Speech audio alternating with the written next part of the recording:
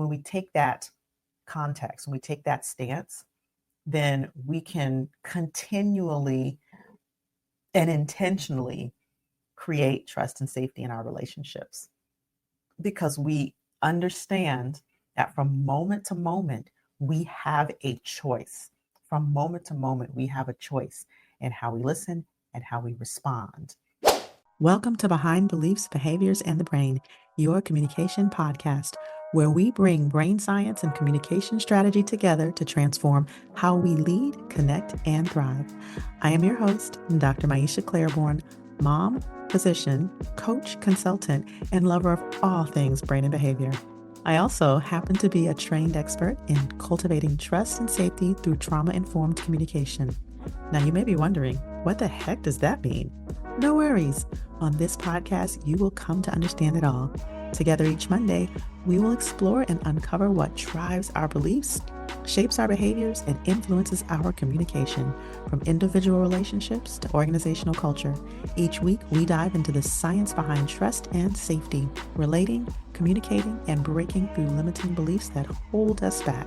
So listen up, because whether you're a leader, a parent, a spouse, or just some amazing individual trying to get the tips for operating in your highest self, on this podcast, you'll learn how to harness the power of the brain to create real change in your relationships, your leadership, and your life.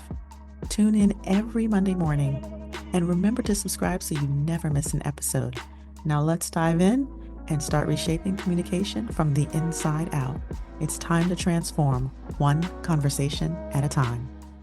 Welcome back to another episode of Behind Beliefs, Behaviors, and the Brain, your communication podcast. I'm your host, Dr. Maisha. I'm very excited to be with you here today.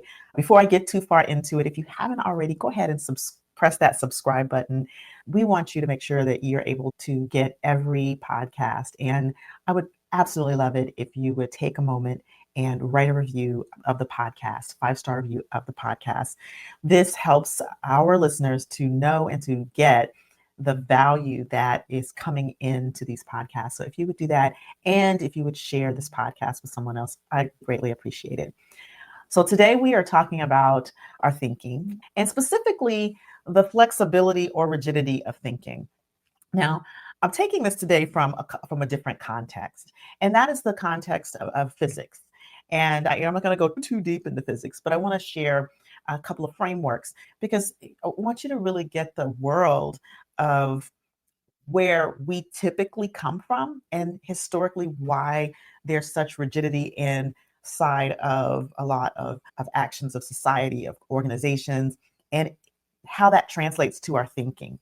And so we're going to explore that through a little bit of story around Newtonian versus Einsteinian thinking. Right now, I love Einstein. I love a lot of his quotes. And one of the things he says, one of my favorite quotes is, "No problem can be solved from the same consciousness that created it." Okay. And so when we think about Newton versus Einstein, there are some distinct differences in thinking that I think that we can apply when we think about our own leadership, our own communication, and even creating psychological safety, creating trust. So the Newtonian framework is akin to a well-defined path, a predictable path that revolves around the principle that every action has an equal and opposite reaction. Okay, so this is a deterministic worldview. And while it can be valuable for explaining physical phenomenon, it really falls short in capturing the complexities of human experience. So in the realm of interactions, Newtonian thinking emphasizes this sort of linear cause and effect relationship. And it suggests that everything unfolds in a very predictable manner, following a predetermined sequence of actions and reactions. And we all know, and we used to say this in medical school when we would read textbooks about pathology, about the origin of disease and the progression of certain conditions or diseases, that people are not textbooks. And so we can say the same thing here. And so while there are actions and consequences, no doubt, actions have consequences, they're not always predictable. they're not always predetermined, and they're not always straightforward and linear. All right, I don't know if you've ever seen the movie The Butterfly Effect. Ashton Kutcher's this is a movie that came out a very long time ago, but it's based in the premise of the fact that every single decision in our life comes with multiple timelines and multiple outcomes. And in this movie, and not to do too many spoilers, it is the premise of someone attempting to go back in time and fix and change a certain outcome, and the impact, the multiple impacts that has on the future.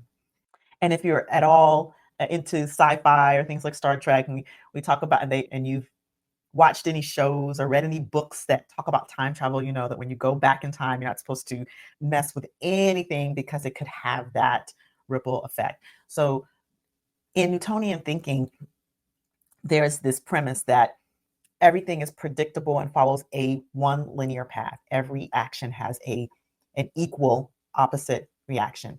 Now, let's look at this in the real world.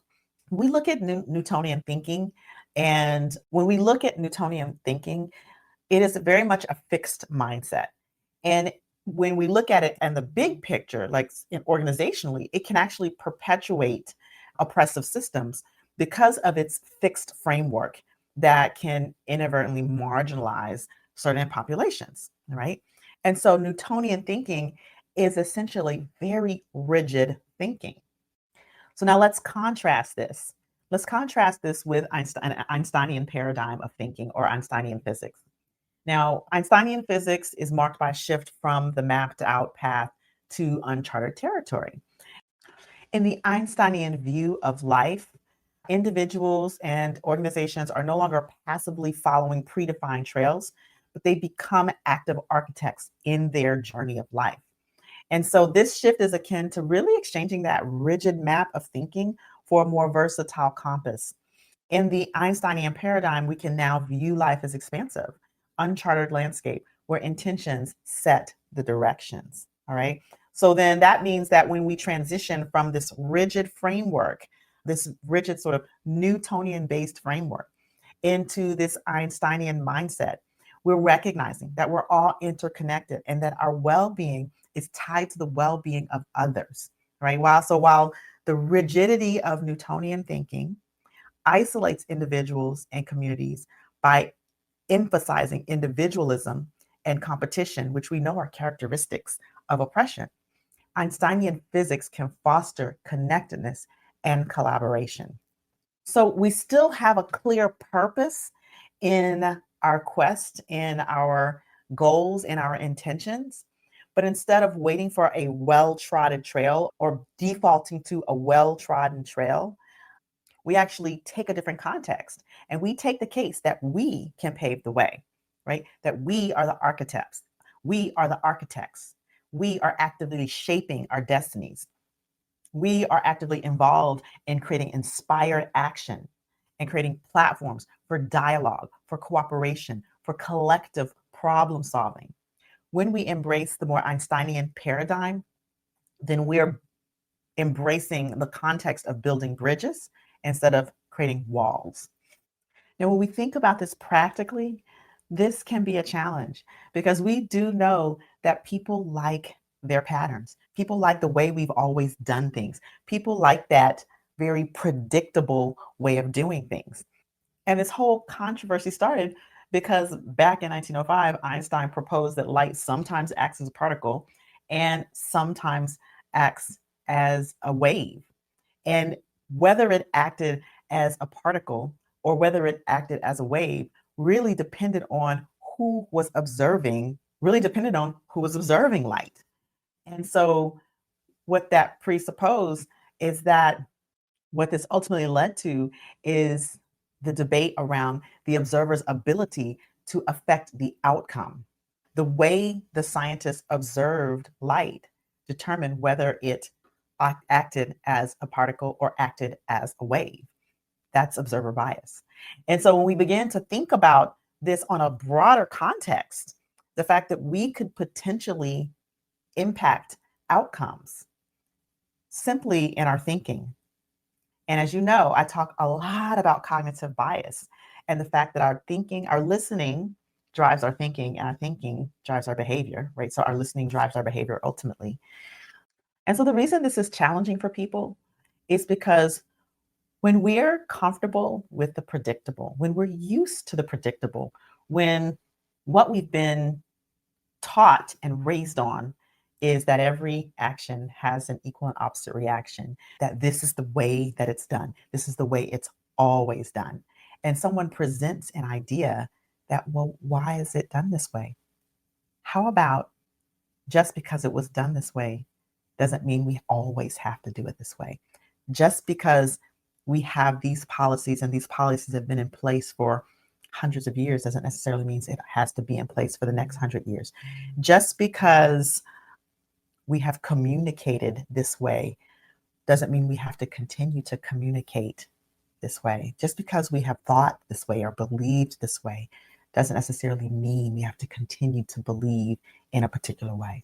Just because you have had a particular view about a particular person or group of people doesn't mean you have to continue to have that particular view about that particular group of people.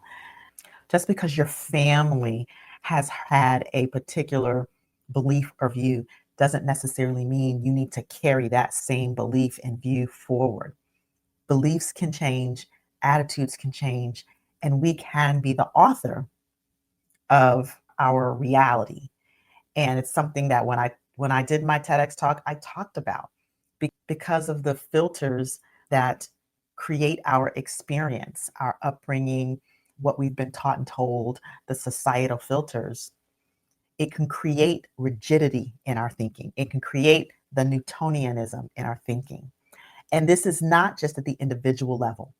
This is at the organizational level, at the community level, at the level of family. So why is this important for our communication? Because as I've said time and time again, it's our listening that drives our behavior. Our listening drives our behavior because we listen through these various filters and they feed into our thought processes. And so when we begin to become more aware of our thoughts and those thought processes, then we can begin to manipulate and shift those filters, begin to open those filters a little bit more so that we can see outside of our very narrow view. And what happens when we're communicating person to person and we catch ourselves in that rigidity of thinking, we can actually pause and put ourselves in a different position and see things from a different point of view. And that can impact how we listen and how we respond. I think one of the most important things that I will continue to emphasize is taking different perspectives. And I think that when we look at the paradigm of Einsteinian thinking and always taking the case that we are the authors and the architects of our thinking and of our lives, when we take that context, when we take that stance, then we can continually and intentionally create trust and safety in our relationships because we understand that from moment to moment, we have a choice. From moment to moment, we have a choice in how we listen and how we respond and how we interact and how we set boundaries and how we lead and how we parent.